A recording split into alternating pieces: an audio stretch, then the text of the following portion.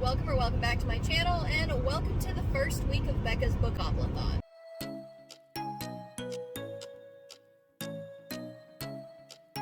So I'm trying to do a little bit better with vlogging, like this whole thing, we'll see.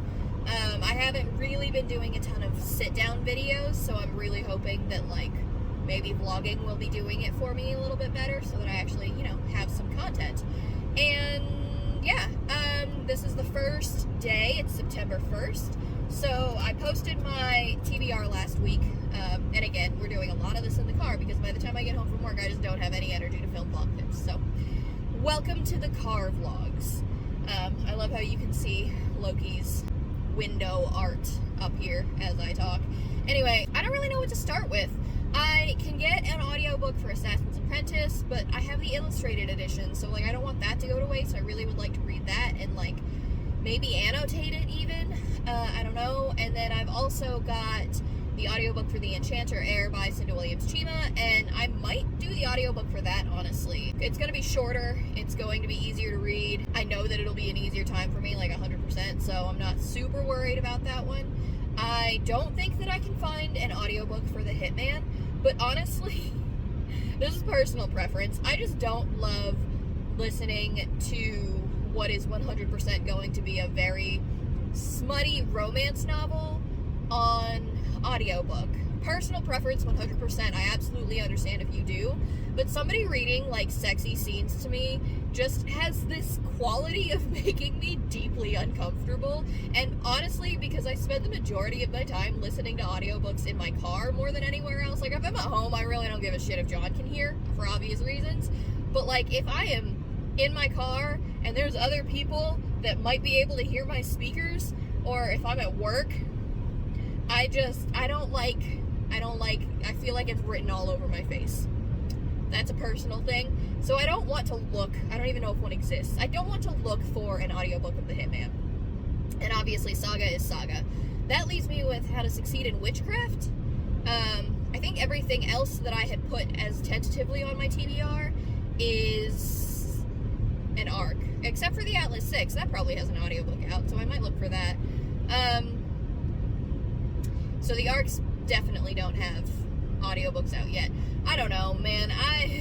We'll see. Obviously, I haven't picked anything to listen to in the car as of right now, but I just wanted to start this vlog and officially have it begin so that, I don't have an excuse to not film and have anything to film for the next week.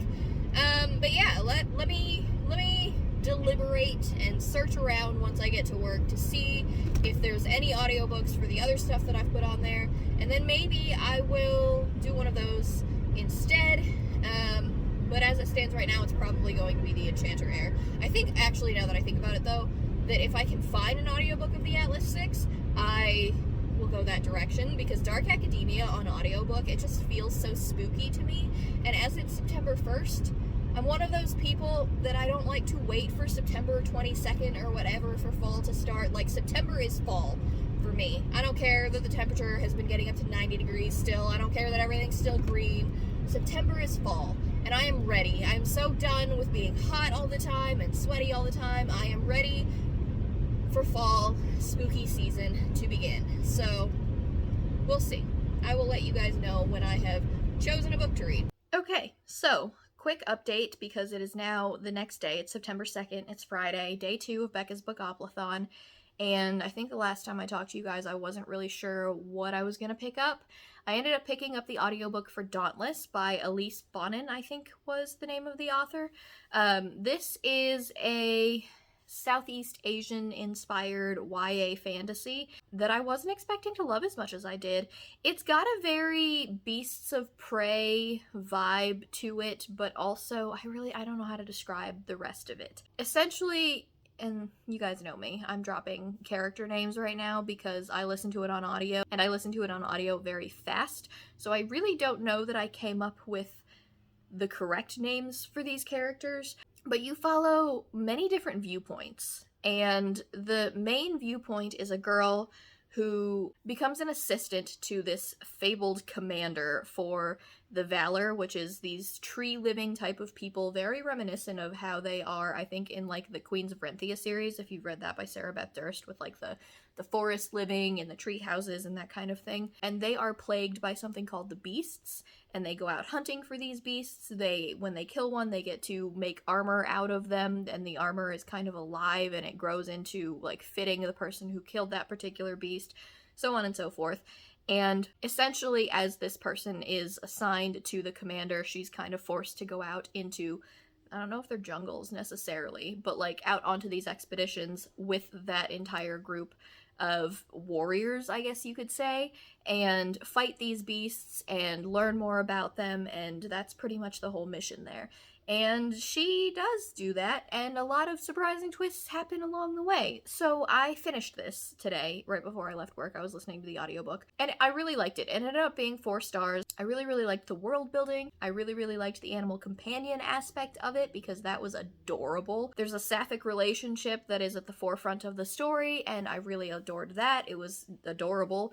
It was just so good. It was a nice, cute, heartwarming YA fantasy that was, I'm pretty sure, inspired by Filipino culture, and it was just exactly what I needed to read right now. Gave it 4 out of 4 stars, really, really enjoyed it, and honestly, the way that it ended, I'm pretty sure there's at least going to be a book 2 for it. I don't know that it's been announced or not yet, but there's gonna be something. They can't leave it the way that that ended, so I will probably be continuing on with the series at some point, because I did enjoy that a lot, and I would like to know what happens next. Other than that, I did start How to Succeed in Witchcraft by Ashland Brophy, and I am not very far in this at all. I'm like 40 pages in. I'm really not this far. And I am really, really liking it. It's giving magical academy urban fantasy vibes, which I adore, but like in the United States. So like she attends, what's it called? T.K. Anderson Magical Magnet School. And like witches are a main part of the society here. Magical scholarships, magical licenses, they're all built into the educational system. All of that is awesome. Like, magic is a working part of society. They've got magical labs. Potions are made to, like, help plants grow. All of this stuff is really, really cool. So that entire world building aspect has really sucked me in. The authorial voice is really entertaining for me as well. I'm really enjoying that, and the writing style is kind of just exactly what I wanted. It's not too formal. It's easy to read. I'm liking this. Obviously, I'm 40 pages in. I don't have very much to say thus far. Shay is an entertaining character, but other than that, I don't know much about her. She's driven, that's for sure. She's really trying to get this scholarship. I guess I should tell you what this is about. So Shay is a high schooler. She goes to this magical school with the goal of getting this Brockton scholarship, which essentially pays for one student from this school to go full ride to the university of their choice. And she needs this because her family is not very affluent, but she is going up against a person named, I think, Ana Alvarez? Yeah. And they're kind of neck and neck for this scholarship. They're neck and neck for valedictorian, and she doesn't really know much about Anna other than the fact that they've been rivals. I'm pretty sure this is like an enemies to lovers kind of sapphic romance.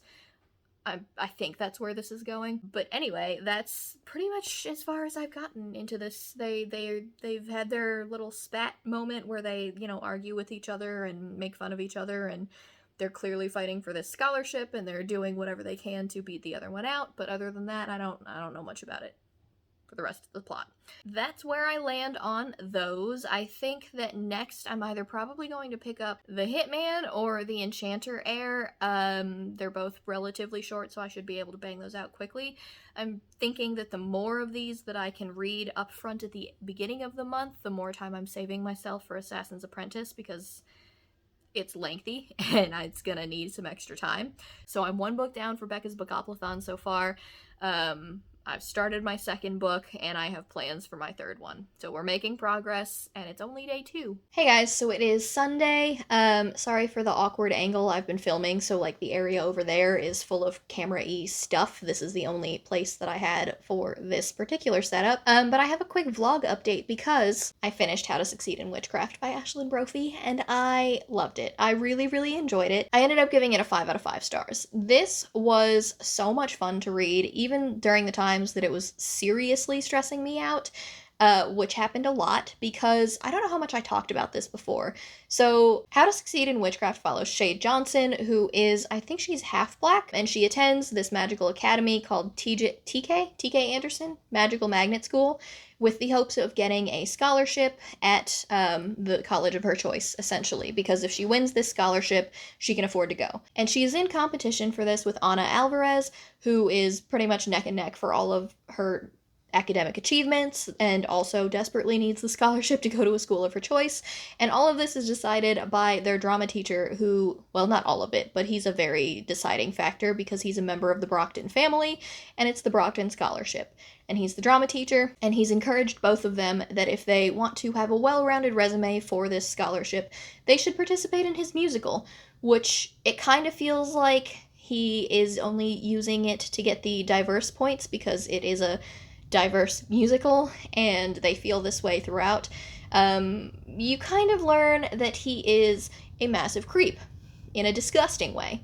And that was what I was talking about the stressful parts. Like, as an adult, you can definitely see the things that he was doing that are not okay.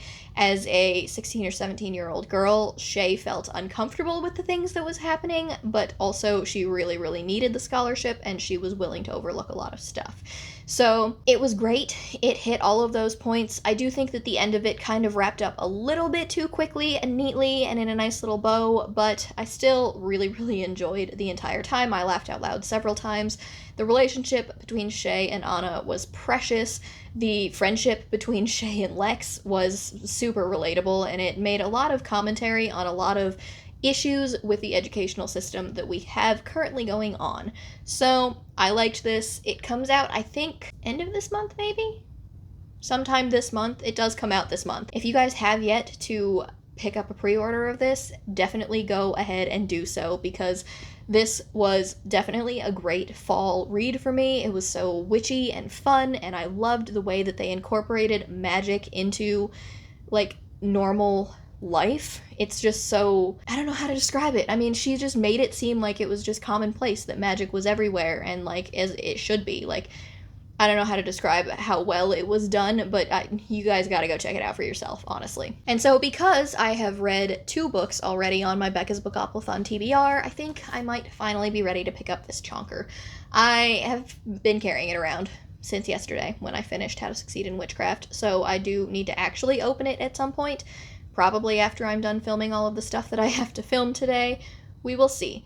But, yeah, that's my next plan, is picking up Assassin's Apprentice. I also, I guess this is probably important too. I did also start reading the Hitman last night, but I'm only like 4 chapters in, maybe? I'm not like super far into this yet. I haven't really gotten anything from Julio's perspective, but I have gotten a lot from Zara's perspective, and she's a badass.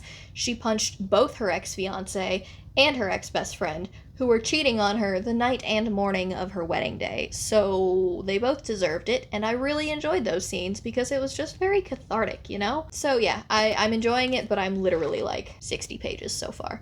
So I don't have much, but it's also not very long, so I don't think it's going to take very much for me to finish this. I'm enjoying it. It's entertaining so far, but I can't wait for the two of them to meet because I know that's going to be where the sparks start flying. But yeah, I need to get back to filming, so that is all of the stuff that I've been reading since I updated you last, and I will talk to you guys when I have something else. Oh yeah, I was filming a vlog. I think I updated you guys a week ago.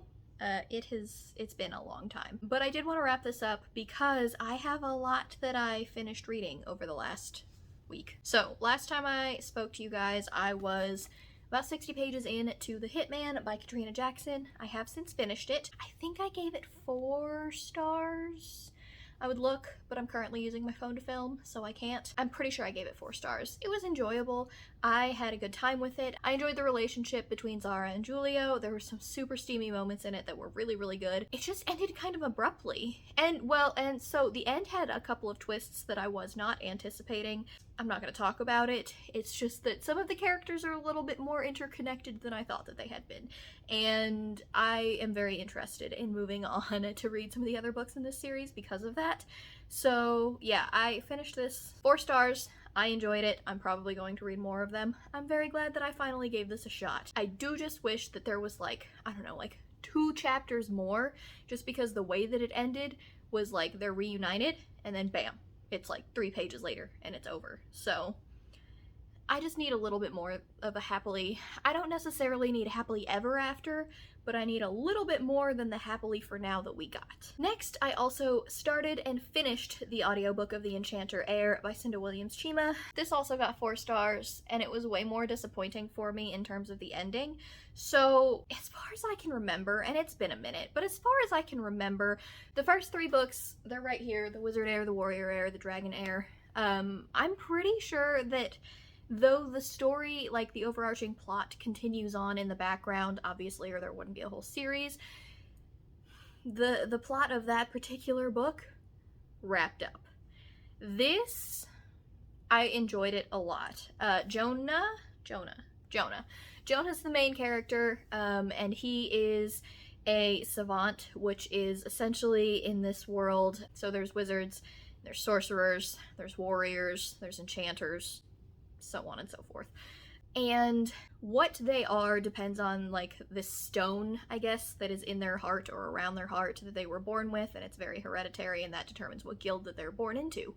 And so Jonah is an enchanter, but he was born and raised in a place called Thornhill, which was a community established in Brazil, and something happened, and pretty much everybody there died. And you later found out that it was because the wizards were doing experiments on these, trying to make people with certain stones have certain other abilities, I guess you could say, for lack of a better phrasing. And so Jonah is a savant. He has that kind of stone. He is a enchanter, but something happened and he was experimented on, so he has other things, and his main issue is that his touch in certain places can kill. I think his lips secrete a toxin, and maybe his hands secrete a toxin. I don't know if any other part of him does. There's also Emma, who you find out, Emma, right? Yeah. Who you find out is also a savant, but she has no memory of this. She was not raised in this community. She has no idea of the magical world at all. And they kind of find each other through circumstances. They bond over music and whatnot. She goes through a lot of tragedy, and he is not the best. He tries to be good, but he fails miserably in some very glaring ways. And so they're, like, very attracted to each other, but he can't be with her because he doesn't want to kill her, but he doesn't want to tell her that that's what could happen if he is with her. So, yeah, it's hard to describe the entire rest of this book. I liked it a lot. I liked it, honestly. I mean, Jonah was problematic for several different reasons for me. But I enjoyed reading it still until I got to the end. I mean, a miscommunication trope is strong in this one, and you guys know how I feel about miscommunication. Not a fan, in the slightest. It was rampant towards the end of this book, and he was just an idiot for the way that he went about it. And on the one hand, I understand a little bit of where he was coming from, but on the other hand, at some point, dude, you just gotta fess up and deal with the consequences, because they're gonna come out eventually. Like, I don't know how you think you're going to hide it. And then it ends. I mean, it comes out, and then it just ends. And I thought that there was going to be at least, like, 3 or 4 more chapters to wrap up the loose strings. No. Cliffhanger. Big cliffhanger. This is not one of the cliffhangers that I like. So, 4 stars, but, like, low 4 stars, like, could have been a 3.75 easily for me, but it did come out as a 4 still, so probably one of my lowest ranked Cinda Williams Chima books out of everything that I've read of hers. In terms of these books, I definitely enjoyed the first 3 the most, and they don't even hold a candle to how much I enjoy the Seven Realms series. So I'll still finish it, because I think I've only got the 1 book left, which is The Sorcerer Heir? Yeah, The Sorcerer Heir. And they're quick. I mean, this is 400 pages, but, like, the font is really, really big. It's YA, so it's a very quick read. It's a very easy read. The audiobooks are not bad, so I'm gonna keep going. This was just a little bit of a disappointment for me. The last book that I have to talk to you guys about is The Assassin's Apprentice by Robin Hobb. I am over halfway. About 250 pages in this. Forgot that I wanted to tab it until about halfway through, so I have 3 great tabs right there in the middle. But yeah, I'm enjoying this way more than I thought that I was going to. And I didn't think that it was going to be something that I hated, but I thought that it was going to be a little bit, too classic fantasy, if that makes any sense. I thought that the prose was going to be a little bit, pretentious is the wrong word, but, like, you guys know what I mean. Formal, I guess. And it was not, and I do like that about this a lot. I am enjoying it so much. I'm enjoying how easy it is to read. I'm enjoying the world.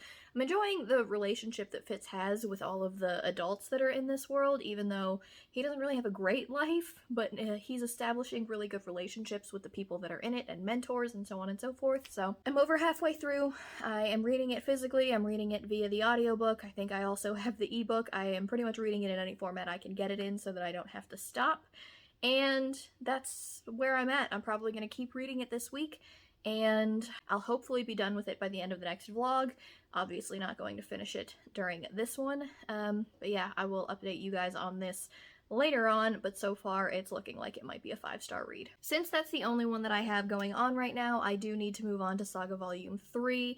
Probably also going to do this as a next week vlog kind of thing, but it's time for me to wrap this one up. So, that's my plans for the upcoming week. I will probably be starting my next vlog tomorrow. This is obviously something that I needed to get to for a very long time, and it's very, very short, so I don't really have any excuse for not having gotten to it so far. But yeah, that and finishing Assassin's Apprentice. It's only the 11th of the month, and my Bookoplathon TBR is just about over, so I don't really know what I'm gonna do for the rest of the month.